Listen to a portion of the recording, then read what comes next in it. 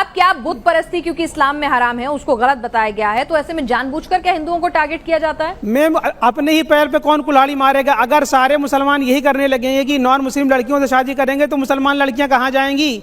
ये क्यों नहीं समझते आप लोग? ये कोई लॉजिक की बात है कि कोई आदमी अपने ही पैर पे कुल्हाड़ी मारेगा? अगर सारे मुसलमान यही करने लगे, अगर इस्लाम इसकी प्रीचिंग करेगा, तबलीग करेगा, तो अगर सारे मुसलमान नॉन मुस्लिम लड़कियों से ही शादी करेंगे तो मुस्लिम लड़कियां किससे शादी करेंगी? तो ये कैसे? ये तो बाई लॉजिक, और मतलब कि ना तो लॉजिक कहती है और ना इस्लाम ये कहता है। मौलाना, मैं तो जो बात करता हूँ ना वो ग्राउंड के ऊपर हो रहा होता है, उसके ऊपर बात करता हूँ। मैं तो खुद भी ये कह रहा हूँ कि अगर इतने बड़े हिंदुस्तान में जिसमें 1 अरब से ज्यादा की आबादी है, अगर 10-20-50 केस इस तरह होते तो उनका इंडिविजुअल मैटर है ना, इसका इस्लाम से क्या लेना देना? आप दूसरे की सुनते भी नहीं हो कि वो क्या कहना चाह रहा है। प्लीज दूसरे की भी सुने। इसके बाद मैं आपसे ये भी बातचीत करूंगा क्या वाकई में कोई अल्लाह है भी या नहीं है। आप, चूंकि मैं तो आपका हाथ चूमने को दिल कर रहा है, आप यहाँ आए हैं, तो मेरी नजर में तो आप अल्लाह से भी ताकतवर इंसान है, अल्लाह से भी ज्यादा काबिल इंसान है। वजह मैं बताता हूँ क्यों। वजह क्या है? अल्लाह आज तक अपने आप को साबित नहीं कर सका, लेकिन आप उसको साबित करने के लिए यहाँ आ जाते हैं। अल्लाह को साबित करने की जरूरत है, उसने इतनी निशानियां छोड़ दी है, दलील छोड़ दी कि इंसान खुद ही जो है जिसको मानना होता है वो मान लेता है। आप अल्लाह मियां को साबित करने निकले। चलिए ठीक है, किसी की देखिए यहाँ पर हम इस्लाम की तहे दिल से इज्जत करते हैं, किसी की धार्मिक भावनाओं को ठेस पहुंचाना, किसी के वजूद पर सवाल उठाना, ये हमारा काम नहीं है और हम चाहेंगे कि आप भी ना करें ऐसा।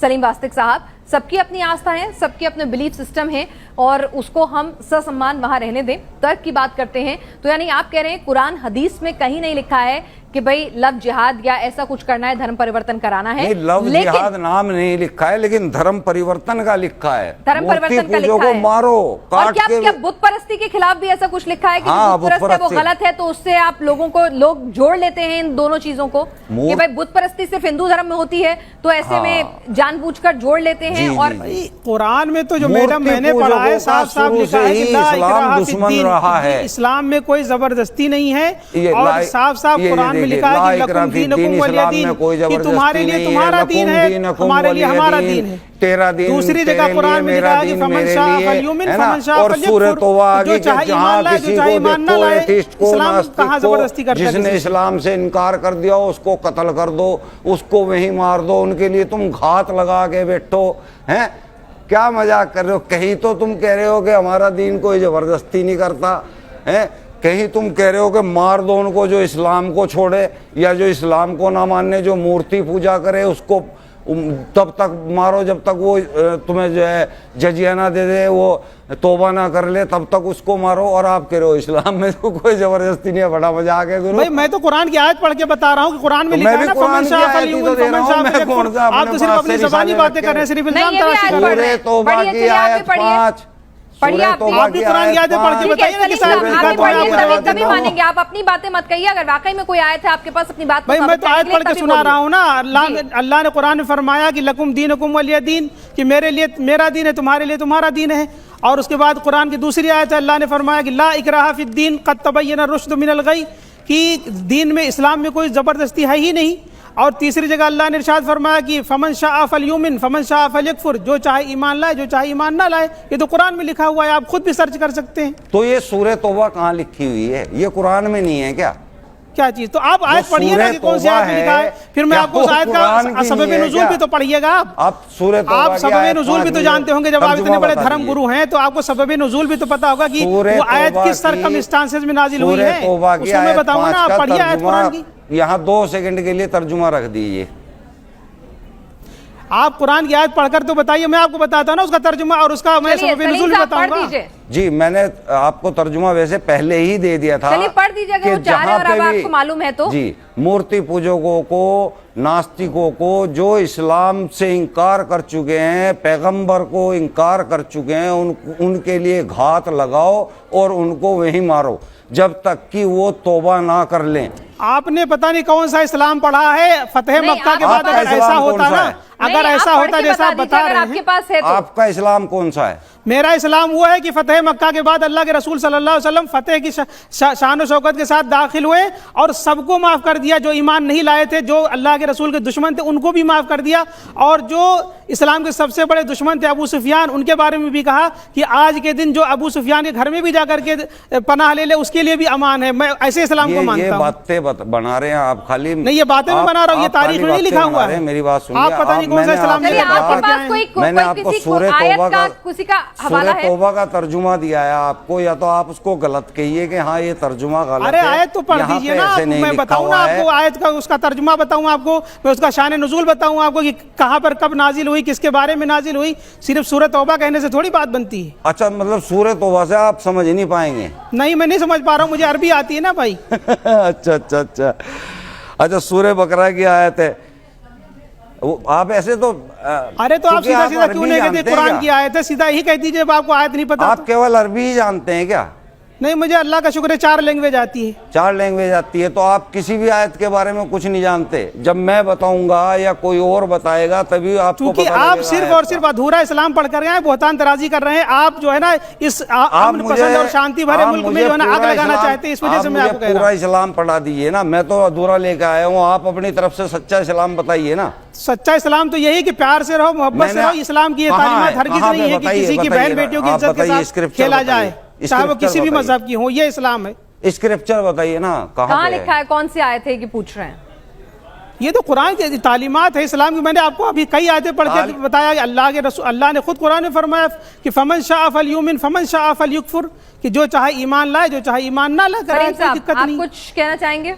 आपके पास कोई आयत है पढ़ने के लिए?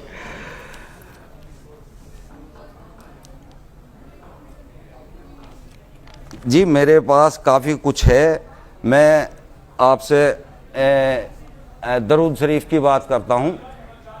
जो टॉपिक है उस पे बात कीजिए ना आप, जो टॉपिक चल रहा है। ठीक है, आपने जिस टॉपिक पर आप नहीं है साइंस के, जो चीज़ें ह्यूमन और ह्यूमैनिटी के फायदे के लिए हैं, इस्लाम उसका सपोर्ट करता है, उसके अगेंस्ट बिल्कुल नहीं है। जो सरोगेसी जो होता है, जब बच्चा जो आप दूसरे की कोख में पैदा करवाते हैं आर्टिफिशियल इंसेमिनेशन से, टेस्ट ट्यूब बेबीज जो होते हैं, इस्लाम तो उसके भी खिलाफ है। हाँ, तो वो चीज दरअसल ये सब चीजें जो है ना, जैसे तो तब तो थी नहीं ना। अगर आपने जो लॉजिक दिया कि 1500 साल पहले हवाई जहाज नहीं था, तो ये भी नहीं था, तो फिर वो कैसे भाई वो औरत जिससे वो बच्चा पैदा करवा रहे, क्या उसके निकाह में है जिसके अरे भाई उसके साथ आपके सेक्सुअल संबंध हो ही नहीं रहे हैं। वो तो टेस्ट ट्यूब बेबी सिर्फ आपकी कोक का इस्तेमाल हो रहा है। वो एक टेक्नोलॉजी है साइंस की जो अब आई है। 1500 साल पहले तो उसका नाम लेवा भी नहीं था कोई, जैसे हवाई जहाज का नहीं था। तो फिर क्यों मुल्ला मौलाना जो है वो कहते हैं कि भाई ये हराम है? निकाह कर लेगा तो ठीक है, कोई दिक्कत नहीं। निकाह क्यों करेगा भाई? उसको अपनी बीवी से बहुत मोहब्बत है, नहीं करना चाहता वो निकाह। वो साइंस की टेक्नोलॉजी है, उसका सहारा लेना चाहता है। उसका इस्लाम ने उसका सब्स्टिट्यूट दिया है ना, मुतबादिल दिया है। इस्लाम ने उसका सब्स्टिट्यूट दिया है मैडम, कि आप दूसरी शादी कर लो। और अगर पति इंपॉर्टेंट है तो क्या कर लें? तो फिर दूसरा निकाह कर ले महिला। खैर एनीवेज, महिला को वो उस डिबेट पे नहीं आती हूँ मैं, फिर से उसी डिबेट पर आ जाती हूँ जो लव जिहाद को लेकर थी, क्योंकि ये बात निकलेगी तो कहाँ जाएगी, तो किसी और दिन बैठेंगे। लेकिन सलीम साहब मुझे ये बताइए कि यहाँ पर आप कह रहे हैं कि अल्लाह ने कहा है, कहीं ना कहीं ऐसा लिखा है कुरान हदीसों में कि आप दूसरी लड़कियों को अपने धर्म की तरफ लेकर आओ। यानी कि लेकर कैसे आओगे?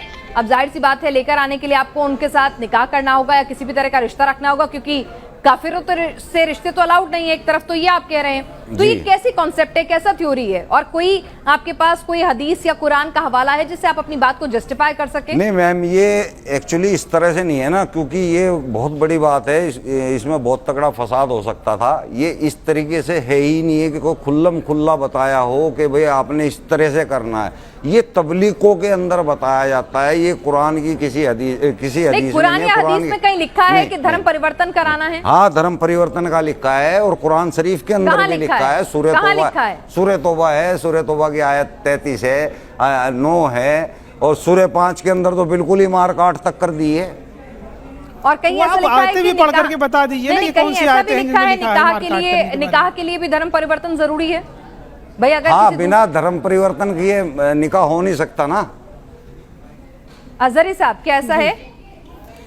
पहले कलमा पढ़ाया जाएगा फिर निकाह होगा। जाहिर सी बात है, बगैर कलमा पढ़ाए निकाह हो नहीं सकता। लेकिन ये कहाँ पर किस कुरान में लिखा है, किस हदीस में लिखा है कि लड़की को जो है ना वो बहलाना फुसलाना? यहाँ तो अकबर बादशाह ने भी शादी की थी। आम आदमी की बात हो रही है कि अगर आपको अपने इस्लाम को पेश करना है तो उससे प्यार से बात करोगे। अकबर बादशाह ने भी शादी की थी, उन्होंने तो कोई धर्म परिवर्तन नहीं कराया था।